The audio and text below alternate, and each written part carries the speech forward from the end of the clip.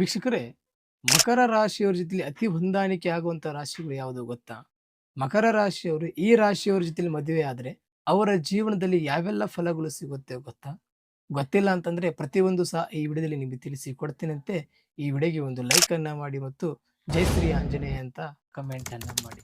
ಮಕರ ರಾಶಿಯವರೇ, ನೀವು ನಿಮ್ಮ ಜೀವನದಲ್ಲಿ ಸಿಂಹ ರಾಶಿ, ಮೇಷ ರಾಶಿ, ವೃಶ್ಚಿಕ ರಾಶಿ ಮತ್ತು ಕುಂಭ ರಾಶಿ ಈ ರಾಶಿಯವರ ಜೊತೆಲಿ ನೀವೇನಾದ್ರೂ ಮದುವೆ ಎಂಬುದನ್ನ ಆದರೆ ನಿಮ್ಮ ಜೀವನದಲ್ಲಿ ಅವರ ಒಂದು ಕಾಲ್ಗುಣದಿಂದ ಪ್ರತಿಯೊಂದು ಸಹ ಒಂದು ಶುಭ ಫಲ ಎಂಬುದು ಸಿಗುತ್ತೆ. ಇದರಿಂದ ನಿಮ್ಮ ಜೀವನದಲ್ಲಿ ಇದ್ದಂಥ ಎಲ್ಲಾ ಕಷ್ಟಗಳು ದೂರ ಆಗುತ್ತೆ. ಆ ವ್ಯಕ್ತಿಗಳು ಸಹ ನಿಮ್ಮ ಕುಟುಂಬದ ಜೊತೆಲಿ ತುಂಬಾನೇ ಪ್ರೀತಿ, ವಿಶ್ವಾಸ, ವಾತ್ಸಲ್ಯದಿಂದ ಇರ್ತಾರೆ.